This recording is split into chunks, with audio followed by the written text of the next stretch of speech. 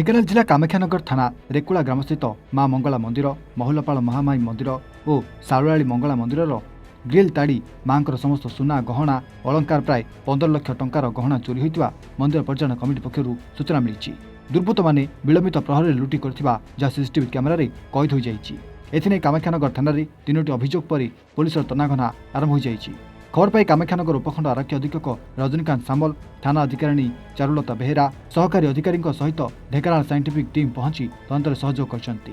एक सप्ताह मध्य मालपुरा राम मंदिर, अनंतपुर स्थित राधाकृष्ण मंदिर और एबे रेकुला मंगला मंदिर, बहुलपाल महामाई मंदिर और सारुआली मंगला मंदिर चोरी होइतबा सामनाक आसिछि। यह कामाख्यानगर पुलिस पई सख्त चैलेंज बोली साधारण आलोचना होइछि। कामाख्यानगर थाना 40 जन होमगार्ड कार्य करता बेले रात्रि किभली चोर होउछन्ति ता जनसाधारण आलोचना होइछि। कामाख्यानगर थाना आदर्श थानार मान्यता पाइथिबा बेले आदर्श अधिकारी नथिबारु एभली बारंबार चोरी होउतबा अभियोग होइछि। तेणु आगामी दिन में अन्य मंदिर गुड़िक किभली सुरक्षित रहिबो सेथिपई दृढ़ पदक्षेप ग्रहण करिया पई जनसाधारण दाबी करछन्ति।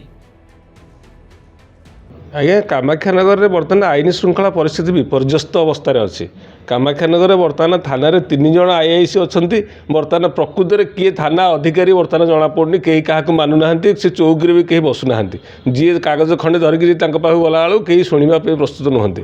कामाख्यानगर में आप देखिए 3 दिन तले कामान अंतपुर राधाकृष्ण मंदिर भितर चोरी करके नेगिरी गले चोर आसिक सीसीटीवी रे जना पड़ा से चेहरा गेस्चर पोस्टर सब जना पड़ा पुलिस निष्क्रिय हो रहा। ता परदिन जाई पुणी चोरी कले एठे मालपुरा जो राम मंदिर रे सेठू भी चोरी कले।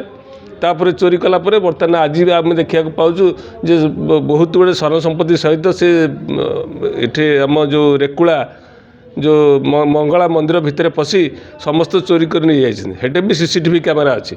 किंतु मोर जहाँ विश्वास से मैंने कहीं किसी बुझुना गुड़े ग्रामरक्षी अच्छा से मैंने केवल ट्रक रू पैसा आदाय कर व्यस्त। बर्तमान आगुरी जो थाना डालुआ बाबू थे ये जो बेहेरा बाबू थे या पूर्व पर्यटक नेगिरी गले से बेलू कामाख्यानगर में चोर मानकर भय थिला थाना प्रति। बर्तमान एम कहार भय ना, थाना को कहार डर भय ना, चोरंकर बर्तमान राजनीति अच्छी।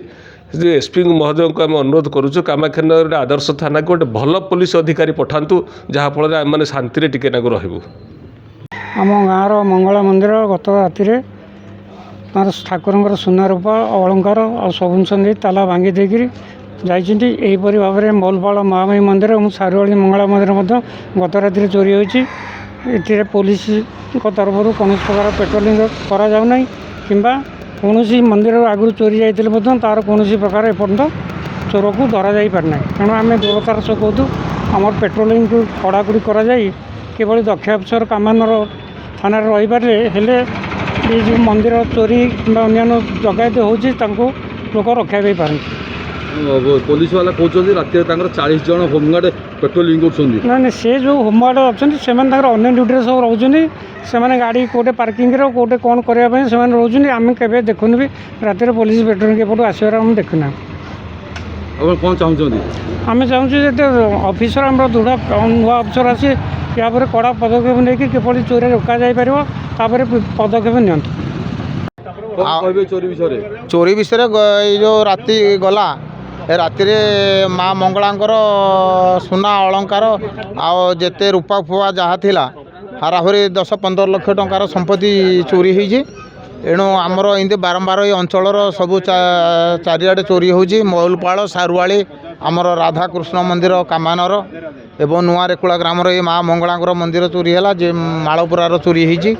एणु कामानर को दक्ष पुलिस अफिसर दिगले से तत्वावधान जहाँ किसी ये हम एणु जो चोरी डकायत टी बंद हो या कहूँ आम।